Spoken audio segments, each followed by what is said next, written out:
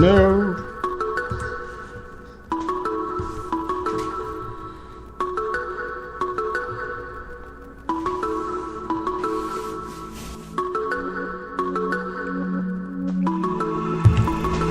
Okay, start in 10 seconds.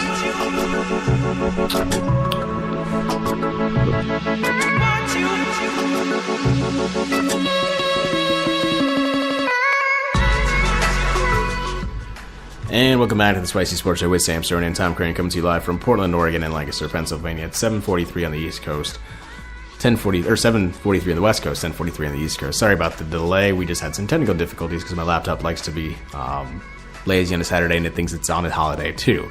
So back to baseball. We do have a lot to talk about there. There are a couple divisions that are probably wrapped up, I would say. You have the NL West, which is Houston's, the AL West.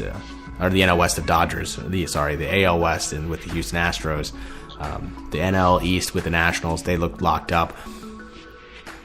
It's about those other divisions that are going to be pretty tight, with the AL East and the NL Central in particular being the way they are right now. So tell me, let's get a breakdown of what's going on lately with trades and standings, and what do we expect heading into the last month of the baseball season. All right. So, with trades, the biggest one that went through was the Astros acquire Justin Verlander for several players in cash consideration. This is a big thing for the Astros because they are starting to build up their rotation for a deep playoff run, and Justin Verlander was the perfect pick for them.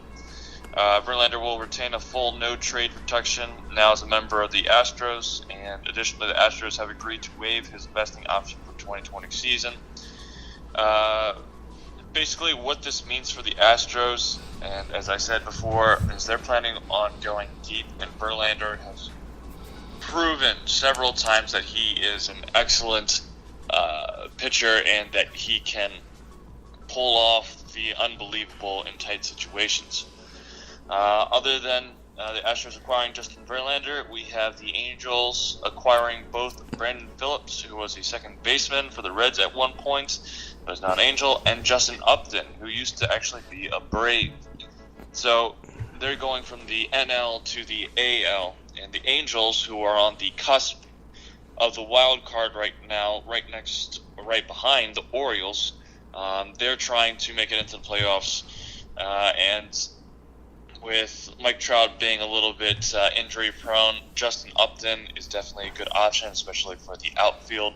And Brandon Phillips, for second baseman, is a good contact hitter / big power hitter. So, other acquisitions, we have the Rangers acquiring Miguel Gonzalez. The Rangers are, if I saw that correctly, come on, work. And it looks like my phone froze also. Nice. The Rangers are on the cusp as well. Here we go. Thank you. And it's slowing down. That's anyway, fine. That's fine. Them acquiring Miguel Gonzalez is actually a very good pick for them, catcher-wise. And it is still not working. Cool. Anyway. Those were the major transactions that happened just right before the deadline. Now, going into the last big month for baseball, we have the NL Central, which is somewhat tight right now, with the Chicago Cubs on top with 74 wins and 60 losses. Behind them, we have Milwaukee, 71-64, 3.5 games behind Chicago, and St. Louis, 68-68, 6 games behind the Cubs. The NL Central is usually a tight division. Whoever is on top usually does make it in, and Milwaukee and St. Louis are on the cusp of getting into the wild card as well. Milwaukee at 1.5 game behind, and St. Louis 4 games behind. Looking at the AL East, if my phone will turn, there we go. We have Boston leading the division at 77 wins and 58 losses, with the Yankees somewhat close behind, 5.5 games, and Baltimore 8 games behind. Now, even though that seems like it's not a tight division, when it comes to the wild card, it is very close. New York Yankees are in the wild card right now with a game up on Minnesota and a game and a half up on Baltimore. As I said, Los Angeles Angels did acquire 2 pretty good players that will help them hopefully get into the wild card, because they're also tied with the Baltimore Orioles with 1.5 game behind Minnesota. The Texas Rangers, there we go, finally. They were 67, 500, 3 games from the wild card as well. Their acquisition of Miguel Gonzalez might help them get in the wild card, but I don't think that will happen, especially because of Yu Darvish from the Texas Rangers being traded to the Dodgers. That was a huge thing, so I don't see Texas being able to go there. Now looking into the wild card for both National League and AL, Milwaukee, St. Louis, and Miami have a shot to make the wild card, because Miami, the last one, is 6 games behind making it in. But Arizona, 4.5 games above the people trying to get into the wild card, is pretty much almost a lock, but you never know what happens in September. They could ultimately fail. Looking at the AL, we have Baltimore with 1.5 game out, Los Angeles Angels 1.5 game out, and then we have a pretty unique tie with Tampa Bay and Texas 3 games out, and Seattle 3.5 games, and Kansas City 3.5 games. So there's a little bit of more of competition for the wild card in the AL right now. And if I were to make any promises, I would say that the Baltimore Orioles will make it into the wild card with the New York Yankees, and they will play a playoff match, and it should be a good one. So my wild cards for the NL would be Arizona, and I'm going to go with Milwaukee. So that's pretty much what's happening in baseball right now, and I'm giving it back to Sam. Thank you, Tommy. That is some good stuff there, especially Milwaukee getting in to the playoffs. That'd make my girlfriend, who's from Wisconsin, very happy to hear that, even though she really doesn't like baseball. So she watches it, doesn't really just, like it too much. But yay, Milwaukee, yay. Yay, Milwaukee. Only for the beer. But anyway, thank you guys for that, Tommy. Thank you, Tommy, for that discussion. And we'll take a break now. After the break, we'll talk about some soccer here. We have an international break right now, so World Cup qualifying, the home stretch for Russia 2018. How did it look for the U.S. last night, and what does it look for the CONCACAF division moving forward, as well as teams in Europe and South America, what they're projected to play today, and the schedules for that. So we'll talk about that. And then, of course, final topics of the day. So not too far away. So here is All We Need Odessa on the Spicy Sports Show with Sam Cerrone and Tom Crane on Spreaker Radio.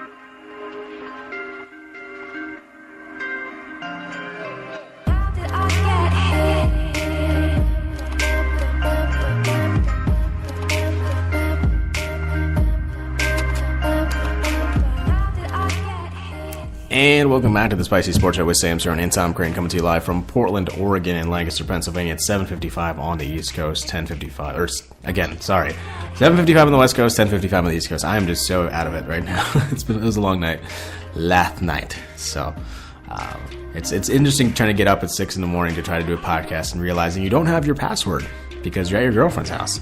And it's the first time you're doing a podcast at your girlfriend's house, so you have to wake her up at 6:30 to get a password, because if you wake her up any earlier, it's pretty bad. And then she's a teacher. She wakes up early, but, gotta let the woman sleep, you know what I mean? It's just, yeah. I felt like a jerk, and probably rightfully so, for asking for the password, but it's fine. We just kind of let it go and go our ways. But now, she's upstairs kind of just chilling. We're going to go hiking after this, so should be interesting because it's Labor Day weekend, so she has 3 days off after the first week of teaching, so she feels pretty good heading into the weekend. So, teams that are not feeling good heading into the weekend, speaking of which, World Cup qualifying. Costa Rica against the U.S., first meaningful game in the United States in New York for a World Cup qualifier for the U.S., and they lost 2-0 to Costa Rica. Huge loss for them. I mean, you have 3 games left. And it's not going to be the best of games for the United States. I mean, right now, the way they're sitting, and we'll talk about that in a second, they're okay for now, but they're going to have to get some points, and fast. In the other games, Honduras won 2-1 at Trinidad and Tobago, and Mexico at the Azteca at home defeats Panama 1-0. Now, what does that mean for the updated standings moving forward? What that means is right now Mexico is up top on the standings with 17 points, meaning they're all, if not for sure, qualifying for the World Cup in Russia next year. Costa Rica at 14 points, they seem pretty locked in. So really, you're having 3 teams. Trinidad and Tobago is not necessarily mathematically eliminated, but for all intents and purposes, they are, for sake of argument. You have 3 teams fighting for 2 places. One is for the automatic bid, the 3rd place spot. The next one is for the playoff game that you would play against the Oceania team. So whether it be New Zealand, or which probably most likely will be New Zealand, you have the United States, Honduras, and Panama. United States is up